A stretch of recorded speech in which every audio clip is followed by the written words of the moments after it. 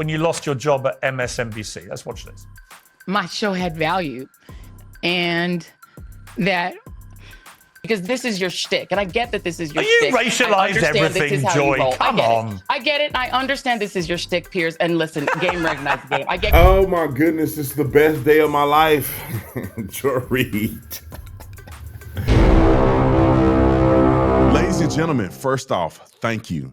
Because of your generosity, we've officially funded a brand new medical mobile clinic to serve women in the Dallas-Fort Worth area. Y'all know that I'm from Dallas-Fort Worth, with life-affirming support. That's real impact. But what about the rest of the country? Did you know that 97% of women go straight to Google when they think that they might be pregnant? And guess who's waiting for them at the top of the search engine?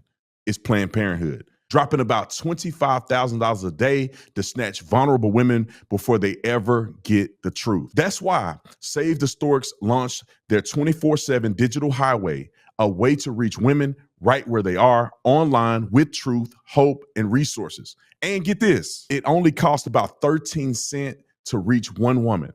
That means your donation of just about $10, if you give 10, that will reach 77 women before Planned Parenthood ever has a chance. So don't wait. Let's save lives together. Help us reach our goal of 1 million women by donating now at SaveTheStorks.com/Tatum. Again, that's SaveTheStorks.com/Tatum. Let's beat Planned Parenthood at their own game and give women a real option. Oh my goodness, it's the best day of my life. Joy Reid. I literally woke up. This is why I wake up every morning. I wake up every morning to see Joy Reid get her head whooped on television every day that I can. Because these people are disingenuous, out of touch, evil. They gaslight us. You name it, they've done it and said it about us. So to see them take a tumble down the lane of reality is exhilarating to me. Like I'm getting excited a little bit thinking about watching this video of her getting just toe up by Piers Morgan and watch her just get exposed by somebody that isn't a Republican. Because it's easy for me to go and beat her up, right? But when you see Piers Morgan is supposed to be a little more neutral, just with facts and basic questioning, devolve everything that she's ever believed in 3 videos. All right, don't believe me. Let's go to the first video. Let me pull it up real quick because we're going to watch it together. The first video. And this is going to be this is the highlight of your day. I just want you to know this is the highlight of your day. Joy Reid. Let's go to the first one. Roll the clip. Okay. Have you watched Brokeback Mountain? No. Okay. I mean, and what is the point of that? Well, because you said I don't want to watch the 2 male characters in Brokeback Mountain having sex. Okay, so what does me watching Brokeback Mountain have to do with that book, whether or not it is pornographic? No, nothing to do with the book. That book, that is a book that people can have the opportunity to read if they so choose. No, I'm not talking about the book. I do not understand how an organization can make a decision. It is not about the movie. It is about whether or not Moms for Liberty I'm not talking about the book. The organization who should make decisions for other people's children. I'm not talking about the book, whether as you know. I watched a movie or not makes absolutely no difference. I'm talking about you posting on your blog that you wouldn't watch Brokeback Mountain because you don't want to see 2 male characters having sex. Does that make me homophobic? Probably. Most straight people cringe at the sight of 2 men kissing. Your words, not mine, Joy. And your point is? That maybe that makes you a bit of a hypocrite when you're taking the position of being an ally for the LGBTQ community. And actually, the best way to handle it, I would argue, is just to say, you know what? Actually, I did write that at the time. They're not my views now. I've learned, I've evolved, I've moved on. Trying to pretend even now that you didn't write it is preposterous. And I think you know that. The bottom line is what I've said, and I will say it again, is that I take full responsibility for everything that was on that site. I'm deeply apologetic for the things that were on that site that hurt people, and I take responsibility for it because it was my site. And that's the end of that. And my views, as you know, and as I've said on television, on air, are quite different from the views that you just read. And that's the end of that. Woo, thank you, Piers, man. I'm going to send you a love offering. But this is how these leftists operate. This is how these Democrats operate. The woman, they just cannot be genuine. And I'm not saying it's only Democrats. Republicans do this too. But I think Democrats do this at a higher rate. Most people believe what she believed. Most men and rational people didn't watch Brokeback Mountain because most people would never enjoy watching two men kiss each other. Like it's just societal norms here. Two women, for the most part, isn't that odd to most people. It's odd to me. It's odd to people who are Christians because it's wrong for two women to be kissing each other. But societally, it's not odd. Women are more intimate with one another. They're not like men. So women cuddling and hugging and jumping on each other and undressing in front of each other, all of that is kind of commonplace for women. Men, on the other hand, bro, watching two dudes kiss each other is insane. If you've seen another dude hugged up with another dude, most rational people have a level of impulse when it comes to something like that. Maybe impulse is not the word. But she wrote in her blog exactly what Piers said, and because she would get canceled, and because she can't virtue signal and point the finger at other people, now that she's in a different position of power and authority, she want to act like she never wrote it. You wrote that, girl. Most black people in America believe the same thing. I don't know a black person until recently that think what she's saying make any sense. Anyway, I got another one for you. This one is, I think it's the second best one. Roll the clip. Away, denaturalizing. That's Idi Amin behavior. There's a black fascist that you can compare it to. Okay, let's move on to, I want to just play a clip of when you lost your job at MSNBC. Let's watch this. My show had value, and that, I'm sorry, that what I was doing had value. And in the end, I'm sorry, I try not to cry on TV. And whether it's talking about any of these issues, and yes, whether it's talking about Gaza and the fact that we as the American people have a right to object, to little babies being bombed. And I am not sorry that I stood up for those things, because those things are of God. And you know, I'm a church girl too, and those are the things that I was taught were of God. And so I'm not sorry. I'm just proud of my show. Now, look, you're perfectly entitled to be proud of your show. Many people enjoyed your show for many years. You know, a lot of people at NBC were briefing that the reason was declining ratings post the election, a 47% decrease in your election, in ratings from pre-election. But you told Mark Lamont Hill on his show this.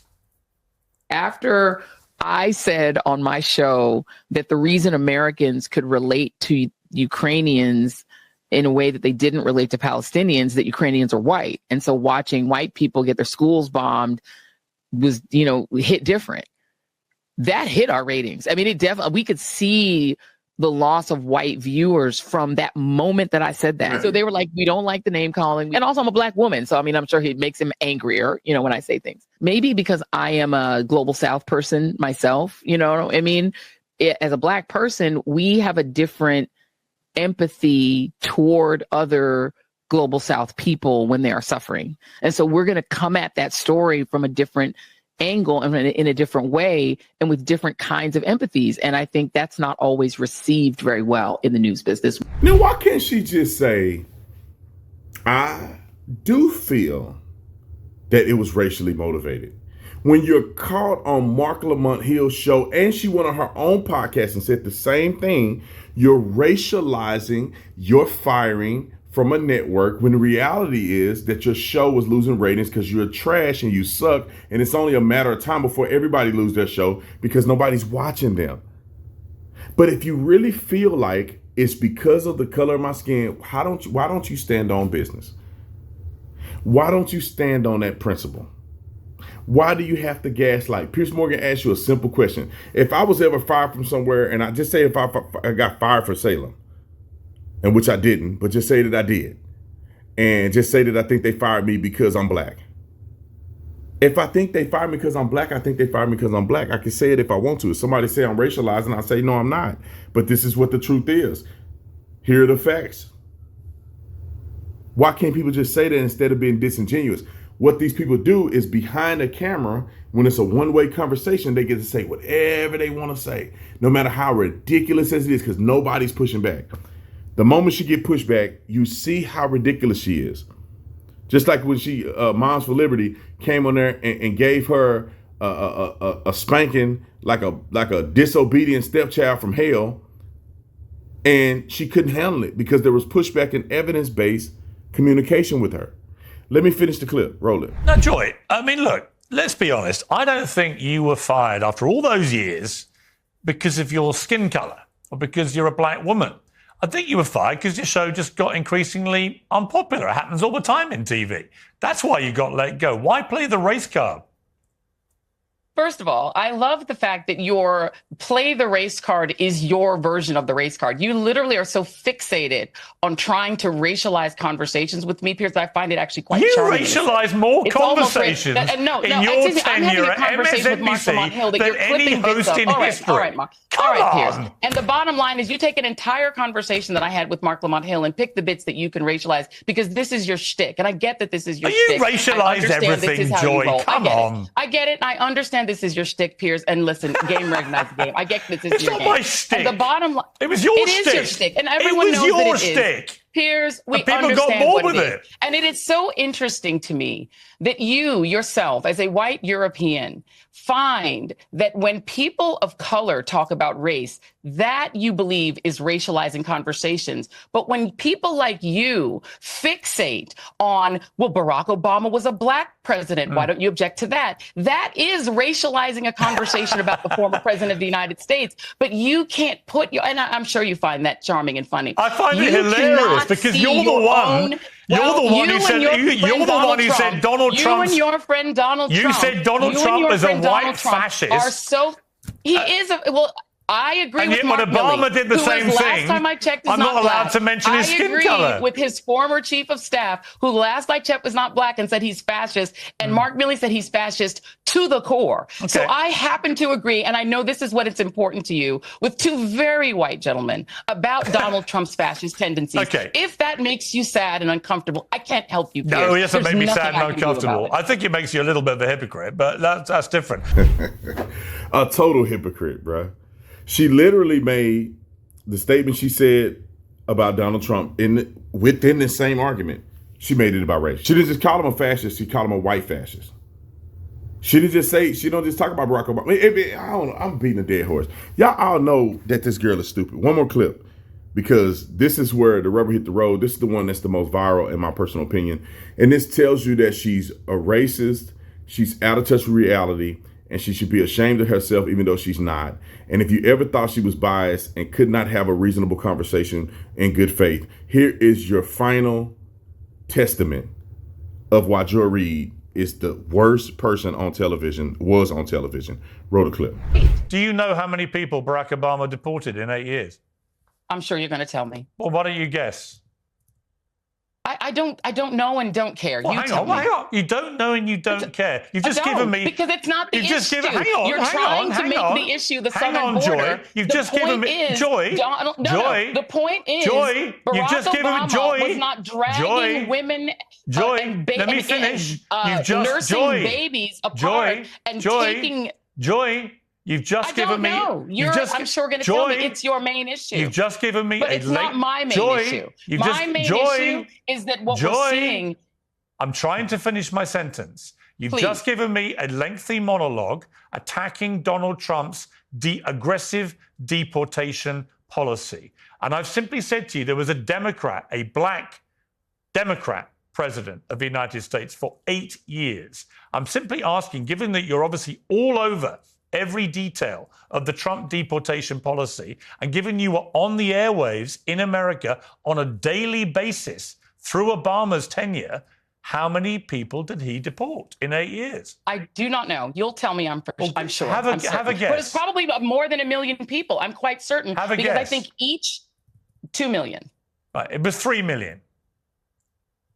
Okay. And your point being what? My point What's being, the point? are you as shocked by that as you are claiming to be by Trump?